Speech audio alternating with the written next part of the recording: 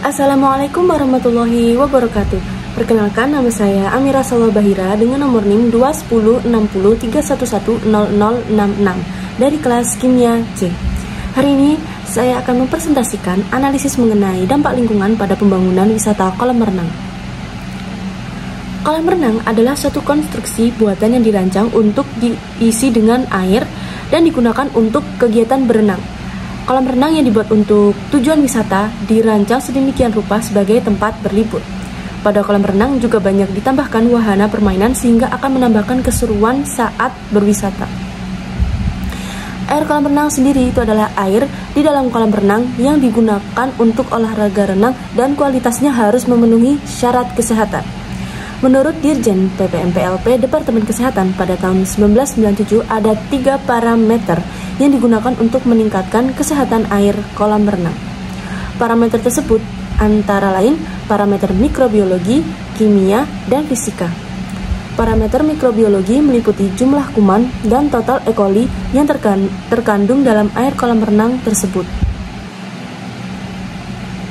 Pembangunan wisata kolam renang bertujuan untuk menciptakan destinasi wisata yang menarik serta meningkatkan kunjungan wisatawan dan memberikan pengalaman rekreasi yang menyenangkan. Selain itu, penting juga untuk mempertimbangkan keberlanjutan lingkungan. Pembangunan wisata kolam renang melibatkan beberapa langkah. Yang pertama, perencanaan. Tahap ini melibatkan identifikasi lokasi yang tepat untuk pembangunan kolam renang berdasarkan faktor-faktor seperti aksesibilitas, potensi dasar, kebutuhan infrastruktur, dan pertimbangan lingkungan. Selanjutnya, konstruksi. Setelah perencanaan selesai, pembangunan fisik kolam renang ini dimulai. Hal ini melibatkan pembersihan lokasi, penggalian tanah, pembangunan struktur kolam renang, pemasangan sistem pemrosesan air, instalasi peralatan, dan pembangunan area sekitar kolam renang. Yang ketiga, pengembangan fasilitas. Selain kolam renang itu sendiri, pengembangan fasilitas tambahan juga penting untuk menarik pengunjung. Ini bisa termasuk taman bermain, area bermain air, restoran atau kafe, area bersantai, ruang pertemuan, dan fasilitas olahraga. Yang keempat yaitu pemasaran dan promosi. Setelah kolam renang selesai dibangun, promosi yang efektif diperlukan untuk menarik pengunjung. Ini melibatkan kampanye pemasaran melalui media sosial, situs web, iklan cetak, atau promosi khusus seperti paket liburan serta diskon supaya untuk menarik wisatawan. Yang kedua yaitu perencanaan pembangunan wisata kolam renang. Perencanaan pembangunan wisata kolam renang harus mempertimbangkan lokasi kegiatan dan kondisi lingkungan yang ada. Pada proses AMDAL, hal tersebut menjadi fokus utama untuk menganalisis dampak potensial yang dapat timbul dari proyek atau kegiatan yang direncanakan. Pemilihan lokasi dengan memperhatikan kondisi lingkungan yang ada untuk perencanaan AMDAL sangat penting karena ada beberapa alasan seperti berikut. Yang pertama, dampak lingkungan. Lokasi kegiatan akan mempengaruhi dampak lingkungan yang dihasilkan oleh proyek atau kegiatan tersebut. Beberapa contoh dampak lingkungan yang perlu diperhatikan adalah perubahan tata guna lahan, penurunan kualitas udara, air, kerusakan ekosistem, dan gangguan terhadap keanekaragaman hayati. Yang kedua, kepentingan masyarakat. Lokasi kegiatan juga harus mempertimbangkan kepentingan dan kesejahteraan masyarakat yang tinggal di sekitar area tersebut. Penting untuk memilih lokasi yang tidak menyebabkan gangguan atau kerugian bagi masyarakat. Yang ketiga yaitu aksesibilitas. Aksesibilitas lokasi kegiatan merupakan pertimbangan penting dalam AMDAL. Lokasi yang mudah diakses oleh infrastruktur transportasi dapat membantu mengurangi dampak lalu lintas dan kepadatan kendaraan di sekitar area tersebut. Alasan keempat yaitu kompatibilitas ruang, yaitu pemilihan lokasi kegiatan harus mempertimbangkan kesesuaian dengan penggunaan lahan sekitar. Hal ini melibatkan pengevaluasian aspek regulasi tata ruang, perlindungan kawasan strategis, atau kebijakan pembangunan yang berlaku di wilayah tersebut. Berikut yaitu data untuk perencanaan AMDAL berdasarkan lokasi kegiatan dan kondisi lingkungan yang ada. Jadi di sini saya akan merencanakan pembangunan wisata kolam renang di lokasi kawasan perumahan Mondoroko, Singosari, Kabupaten Malang. Perumahan Mondorogo Singosari yang terletak di kawasan Kabupaten Malang, Jawa Timur telah menjadi salah satu tujuan investasi yang menjanjikan bagi pengembang perumahan. Potensi pembangunan wisata kolam renang di perumahan ini akan memberikan manfaat ekonomi bagi masyarakat setempat, seperti peningkatan pendapatan melalui sektor pariwisata dan akan menciptakan lapangan kerja baru. Namun, pembangunan wisata kolam renang juga dapat memberikan dampak negatif terhadap lingkungan di sekitarnya. Lokasi ini memiliki luas sekitar kurang lebih 15.000 meter persegi. Penentuan jenis usaha dan atau kegiatan yang wajib memiliki AMDAL dapat dilihat melalui Peraturan Menteri Lingkungan Hidup Nomor 5 Tahun 2012. Salah satu contoh dalam penentuan kriteria wajib AMDAL dapat dilihat dalam lampiran 1 Peraturan Menteri tersebut. Misalnya dalam bidang multisektor, pembangunan bangunan gedung dengan luas lahan lebih dari atau sama dengan 5 hektar atau luas bangunan lebih dari atau sama dengan 10.000 meter persegi, maka wajib memiliki AMDAL. Jadi perencanaan pembangunan wisata kolam renang yang saya rencanakan ini wajib AMDAL karena luas yang dimiliki melebihi ketentuan pada peraturan pemerintah, yaitu lebih dari 10.000 meter persegi. Yang ketiga yaitu curah hujan. Curah hujan di Singosari ini menengah, yaitu sekitar 274 mm. Maksudnya itu ini rata-rata cuaca di Singosari. Jadi curah hujan ini sekitar kurang lebih 274 mm di Singosari. Nah, curah hujan sebesar 274 mm ini dapat dianggap sebagai curah hujan yang cukup tinggi dalam satu periode tertentu, tergantung pada konteks geografi dan lama periode tersebut. Tingkat curah hujan ini dapat memiliki dampak yang signifikan tergantung pada faktor-faktor seperti lokasi geografis, musim, dan sistem cuaca yang mempengaruhinya. Namun, jika curah hujan tersebut terjadi dalam jangka waktu yang lebih panjang, misalnya selama 1 bulan, maka dapat menghasilkan curah hujan rata-rata yang lebih tinggi dalam 1 bulan. Dalam beberapa wilayah dengan iklim basah, curah hujan bulanan seperti 274 mm ini mungkin merupakan curah hujan yang relatif normal. Yang keempat yaitu kelembapan udara sekitar 70-80%.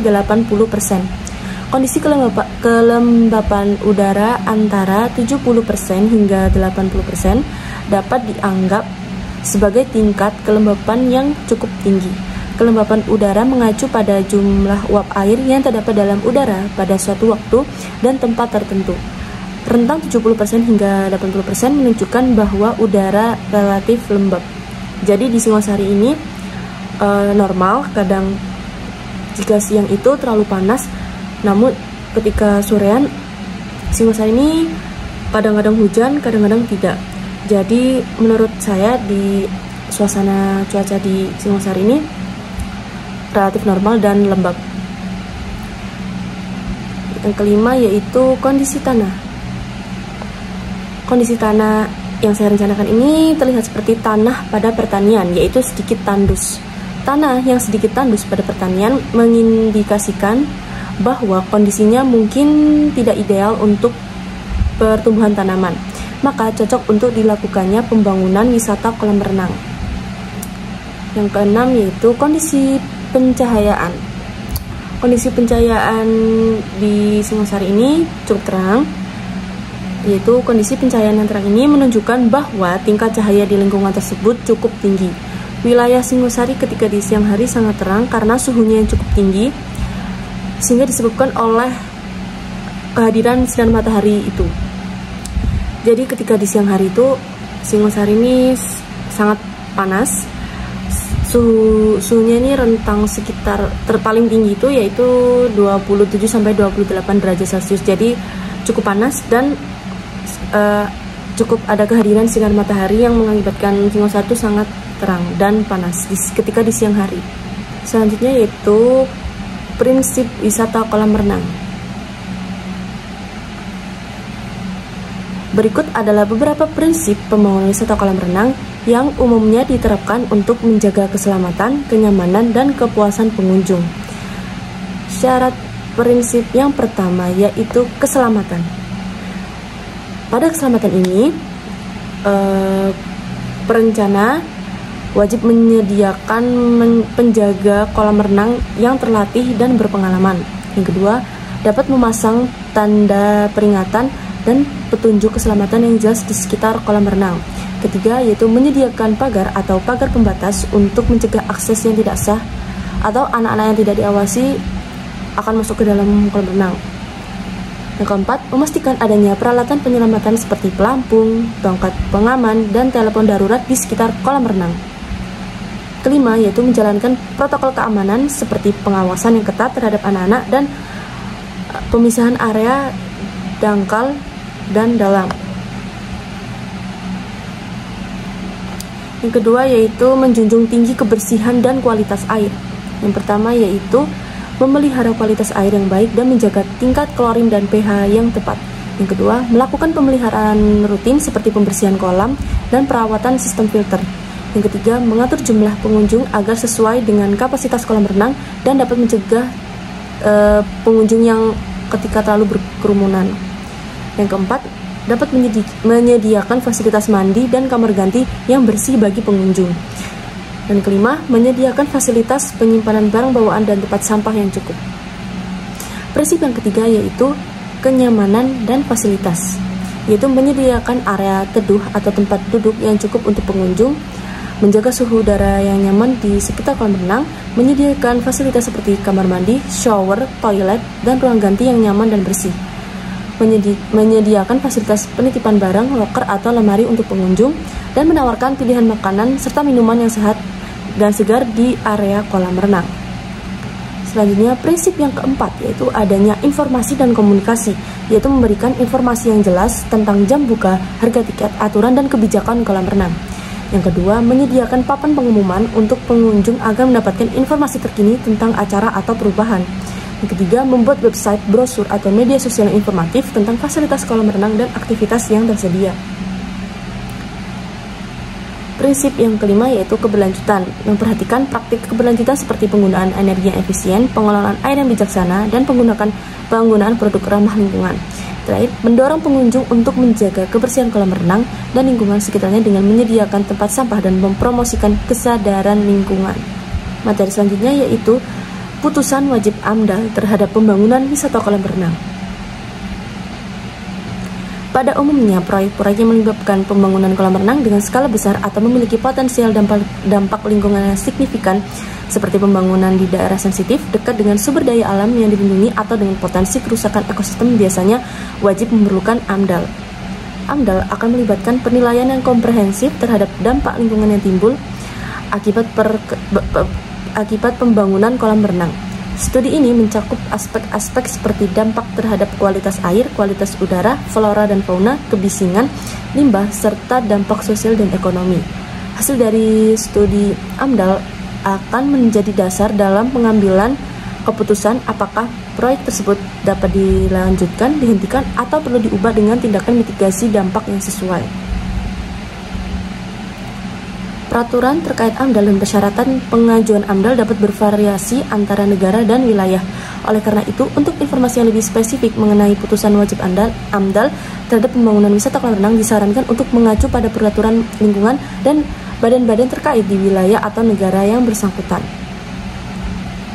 Penting untuk mematuhi peraturan lingkungan yang berlaku dan melakukan konsultasi dengan ahli yang terkait, seperti konsultan lingkungan atau lembaga pemerintah terkait.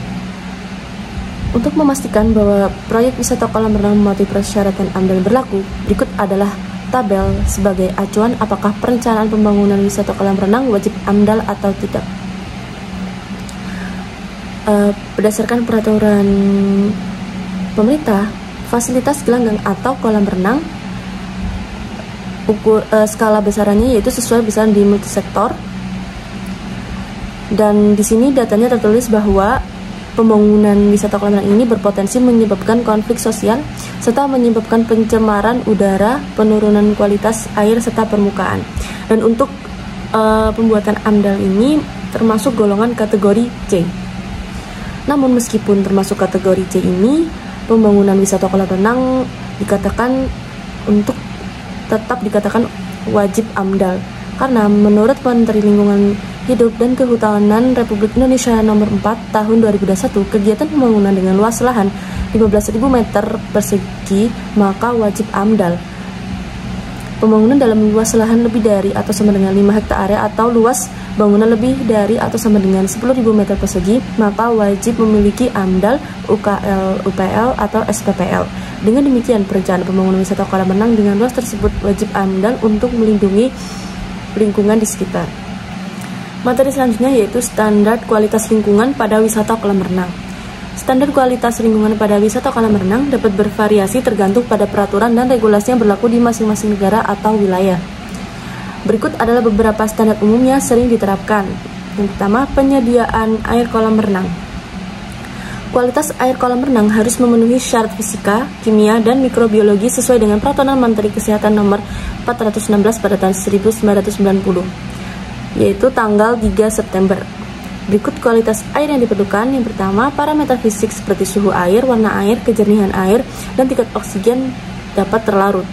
Kedua, parameter kimia seperti pH, klorin, kadar logam berat, dan bahan kimia lainnya yang digunakan untuk pemeliharaan kolam renang. Ketiga, parameter biologi seperti keberadaan mikroorganisme patogen atau bakteri yang dapat menyebabkan penyakit. Standar yang kedua yaitu jumlah air di dalam harus mencukupi, yaitu sistem penyediaan air dalam kolam dilakukan secara saniter yang terlindung dari bahaya kontaminan. Yang ketiga, adanya saluran pembuangan. Berikut adalah beberapa komponen yang biasanya terlibat dalam sistem saluran pembuangan dan filtrasi kolam renang. Yang pertama yaitu skimmer adalah komponen yang terpasang di tepi kolam renang dan berfungsi untuk menangkap kotoran dan debris yang mengapung di permukaan air. Yang kedua ada overflow channel. Overflow channel ini adalah saluran tambahan yang dipasang di sekitar tepi kolam renang untuk menangkap air yang meluap dari permukaan kolam. Ketiga ada pipa pembangunan. Pipa pembangunan ini adalah saluran yang mengalirkan air dari kolam renang ke sistem filtrasi atau saluran pembuangan lainnya. Lalu ada sistem filtrasi yang berfungsi untuk menyaring kotoran, partikel, dan zat-zat yang tidak diinginkan lainnya pada air kolam renang. Standar yang keempat yaitu fasilitas sanitasi. Fasilitas sanitasi yang baik sangat penting untuk menjaga kebersihan dan kesehatan pengunjung di wisata kolam renang. Beberapa contoh fasilitas sanitasi yang umumnya disediakan dalam wisata kolam renang. Yang pertama ada kamar mandi dan toilet, shower, fasilitas cuci tangan, loker atau tempat penyimpanan barang, tempat sampah, lalu ada pembersihan rutin. Selanjutnya ada sistem penyaringan dan pengolahan air, dan adanya tanda kesehatan serta edukasi. Materi selanjutnya yaitu cara pengolahan air pada kolam renang. Penjernihan maupun pembersihan kolam renang adalah proses untuk menghilangkan partikel-partikel kotoran, zat-zat kimia, mikroorganisme, dan bahan-bahan yang tidak diinginkan lainnya dari air kolam renang. Tujuannya adalah untuk menjaga kejernihan, kebersihan, dan kualitas air yang aman bagi pengunjung kolam renang. Berikut adalah beberapa metode umum yang digunakan untuk penjernihan kolam renang. Yang pertama yaitu filtrasi. Filtrasi ini adalah komponen penting dalam penjernihan kolam renang. Biasanya menggunakan filter pasir atau filter katrit. Pada filter katrit ini, air kolam ditarik melalui filter untuk menyaring partikel-partikel kecil seperti kotoran, serpihan, atau zat organik dari air. Yang kedua yaitu sirkulasi air. Sirkulasi yang baik sangat penting dalam penjernihan kolam renang. Pompa kolam renang harus beroperasi dengan baik untuk mengalirkan air melalui sistem filtrasi dan memastikan bahwa air kolam renang terus bergerak. Yang ketiga yaitu penggunaan bahan kimia. Bahan kimia seperti klorin digunakan dalam kolam renang sebagai disinfektan untuk membunuh bakteri, virus, dan mikroorganisme lainnya yang dapat menyebabkan penyakit. Selain itu, bahan kimia lain seperti pH adjuster atau penyesuaian pH, algaecide atau pencegah alga, dan clarifier atau penglarut juga digunakan untuk menjaga kejernihan air serta mengendalikan pertumbuhan alga atau partikel-partikel yang dapat tersuspensi. Yang keempat, pembersihan manual. Pembersihan manual seperti menyapu dasar kolam, membersihkan dinding kolam, dan menghilangkan kotoran atau serpihan dari permukaan air secara rutin juga penting untuk menjaga kebersihan kolam renang. Yang kelima, koagulasi dan flokulasi. Metode ini melibatkan penambahan bahan kimia tertentu ke dalam air kolam renang untuk membantu mengumpulkan partikel-partikel kecil menjadi flok yang lebih besar. Flok ini kemudian dapat dengan mudah ditangkap oleh sistem filtrasi dan dihapus dari air. Bagian koagulan dan flokulan yang umum digunakan adalah aluminium sulfat, polielektrolit, atau koagulan organik. Materi selanjutnya yaitu saya akan menunjukkan bagan alir dampak pada pembangunan wisata kolam renang. Pada bagian dampak ini meliputi tahap prakonstruksi, konstruksi, serta operasi. Yang pertama, tahap prakonstruksi. Tahap prakonstruksi merupakan sebuah kegiatan yang dilakukan oleh kontraktor sebelum memulai proyek pembangunan. Beberapa hal yang dikerjakan pada agenda pra-pembangunan ini adalah melakukan survei pendahuluan dan juga mengerjakan hal terkait pembebasan lokasi lahan jika belum tersedia. Jadi, dalam tahap prakonstruksi ini dilakukannya pengurusan izin. Selanjutnya, jika sudah mendapatkan izin, maka kontraktor akan melakukan survei serta pengukuran. Nah, dampak dari survei dan pengukuran ini yaitu adanya peningkatan kesempatan kerja dan usaha. Lalu dampak selanjutnya yaitu dapat meningkatkan pendapatan masyarakat. Jadi survei dan pengukuran ini dapat membantu dalam menilai dampak lingkungan. Hal ini melibatkan pengumpulan data tentang aspek lingkungan yang terpengaruh seperti vegetasi, keanekaragaman hayati, sumber daya air, kualitas air, udara, dan tanah. Data ini dapat membantu dalam menganalisis dampak yang mungkin terjadi akibat konstruksi dan menyusun strategi pengelolaan dampak yang sesuai. Selanjutnya dilakukannya pengadaan dan pembebasan lahan. Dampak yang terjadi yaitu peningkatan aktivitas ekonomi serta keresahan masyarakat yang muncul akibat adanya pembebasan lahan tersebut. Jadi, pada pengadaan dan pembebasan lahan ini dapat berdampak pada lingkungan sekitarnya, yaitu seperti penghilangan vegetasi dan tanah yang dapat menyebabkan perubahan habitat dan kerusakan ekosistem. Selain itu, pembebasan lahan juga dapat berdampak pada kualitas air, sumber daya alam, dan keanekaragaman hayati yang ada di area tersebut. Dan terakhir, dilakukannya sosialisasi. Sosialisasi ini dapat mencakup ketidaknyamanan, ketidakstabilan sosial, gangguan kehidupan sehari-hari, dan kerugian ekonomi bagi masyarakat yang terkena. Selanjutnya ada tahap konstruksi. Tahap konstruksi adalah tahap di mana pekerjaan fisik aktual dari proyek dimulai dan struktur atau fasilitas yang direncanakan akan dibangun. Tahap konstruksi melibatkan serangkaian kegiatan yang melibatkan tenaga kerja, material, dan peralatan konstruksi. Berikut tahapan yang dilakukan pada konstruksi. Yang pertama yaitu setelah dilakukannya prakonstruksi itu yaitu penawaran tenaga kerja, maka sekarang yaitu penerimaan tenaga kerja. Dampak dari penerimaan ini yaitu dapat meningkatkan peluang kerja serta meningkatkan aktivitas ekonomi. Lalu kegiatan selanjutnya yaitu mobilisasi peralatan dan material. Dampak yang timbul dari mobilisasi peralatan ini yaitu peningkatan lalu lintas, serta adanya penurunan kualitas udara dan peningkatan kebisingan. Nah, akibat dari penurunan kualitas udara ini, maka muncul keresahan masyarakat. Jadi, peningkatan lalu lintas ini, jika lokasi pembangunan kolam renang berada di lingkungan yang padat, konstruksi dapat meningkatkan volume lalu lintas kendaraan yang akan menyebabkan kemacetan serta potensi kecelakaan. Lalu penurunan udara ini yaitu karena adanya pastinya banyak truk-truk yang membawa alat berat sehingga akan menghasilkan gangguan suara serta debu. Konstruksi kolam renang dapat menghasilkan kebisingan dan debu ini berdampak pada lingkungan sekitarnya serta akan mengganggu kenyamanan masyarakat di sekitar. Lalu kegiatan yang selanjutnya yaitu pembukaan dan pematangan lahan. Nah, dampak dari pembukaan ini pasti adanya penebangan pohon serta penyusutan lahan. Akibat dari penebangan penyusutan lahan ini akan menyebabkan penurunan kualitas udara dan peningkatan kebisingan, dan lagi-lagi akan memunculkan keresahan masyarakat. Nah, penebangan pohon ini, jika ada pohon yang perlu ditebang untuk membuat ruang bagi pembangunan kolam renang, ini dapat mengurangi ketersediaan habitat alami bagi satwa liar dan mengurangi keindahan lingkungan. Lalu penyusutan lahan, yaitu pembangunan kolam renang membutuhkan area yang luas. Ini dapat mengakibatkan penyusutan lahan dan mengubah ekosistem yang ada pada sebelumnya. Lalu kegiatan selanjutnya yaitu pembangunan sarana dan prasarana. Pada pembangunan ini akan berdampak yaitu perubahan fungsi guna lahan. Lalu perubahan fungsi guna lahan ini akan berdampak yaitu pastinya akan membuang sisa-sisa tanah ke area yang di sekitar. Nah, dari pembuangan sisa tanah ini akan menyebabkan penurunan kualitas udara dan peningkatan kebisingan, yaitu akan memunculkan keresahan masyarakat lagi. Dengan adanya pembuangan sisa tanah ini akan merubahkan ekosistem yang ada di tanah tersebut, seperti cacing, dan serangga-serangga lainnya yang hidup di tanah. Selanjutnya yaitu dampak perubahan aliran air. Nah, dari perubahan aliran air ini akan mengalami penurunan serta kualitas air di permukaan.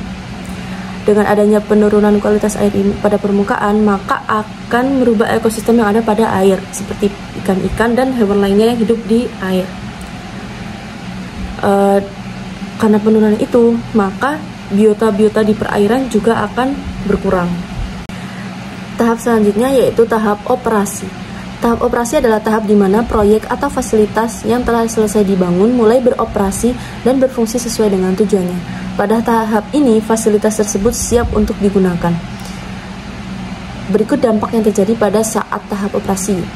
Pada tahap operasi ini akan berdampak pada penggunaan air. Itu kolam renang memerlukan pengisian serta penggantian air secara teratur. Hal ini berarti ada kebutuhan yang signifikan dalam pasokan air. Jika sumber daya air terbatas di area tersebut, penggunaan air yang berlebihan oleh kolam renang dapat menyebabkan penurunan ketersediaan air bagi masyarakat di sekitarnya. Yang kedua yaitu adanya penggunaan energi. Operasional kolam renang juga memerlukan penggunaan energi untuk penerangan, pemanasan, sirkulasi air, dan peralatan lainnya. Jumlah energi yang digunakan tergantung pada ukuran dan fasilitas kolam renang, serta tingkat pemeliharaan yang diterapkan. Penggunaan energi yang berlebihan dapat berkontribusi pada emisi gas rumah kaca dan dampak lingkungan lainnya. Yang ketiga yaitu pengelolaan limbah. Untuk menjaga kualitas air kolam renang diperlukan penggunaan bahan kimia seperti klorin. Namun, penggunaan bahan kimia ini dapat menciptakan limbah yang harus dikelola dengan baik. Pemroses dan pembangunan limbah kimia ini harus dilakukan sesuai dengan aturan dan regulasi lingkungan yang berlaku untuk mencegah pencemaran lingkungan. Yang keempat yaitu pemeliharaan rutin. Kolam renang memerlukan pemeliharaan rutin yang meliputi pembersihan, perawatan sistem filtrasi, pengukuran dan penyesuaian kualitas air, serta perbaikan atau penggantian peralatan jika diperlukan. Upaya pemeliharaan yang tepat diperlukan untuk menjaga kualitas air, mencegah pertumbuhan alga dan bakteri yang berlebihan, serta menjaga keamanan dan kenyamanan bagi pengguna kolam renang. Yang terakhir yaitu adanya dampak sosial dan ekonomi. Operasional kolam renang dapat memiliki dampak sosial dan ekonomi. Kolam renang yang sukses dapat meningkatkan daya tarik wisata dan ekonomi lokal dengan menarik pengunjung serta menciptakan lapangan kerja. Namun, hal ini juga dapat terjadi konflik dengan masyarakat sekitar jika ada masalah seperti kebisingan, lalu lintas yang meningkat, atau peningkatan aktivitas yang mengganggu. Baik, cukup sekian dari materi yang telah saya sampaikan. Mohon maaf apabila terjadi kesalahan kata atau kesalahan dalam penyampaian. Saya ucapkan terima kasih. Wassalamualaikum warahmatullahi wabarakatuh.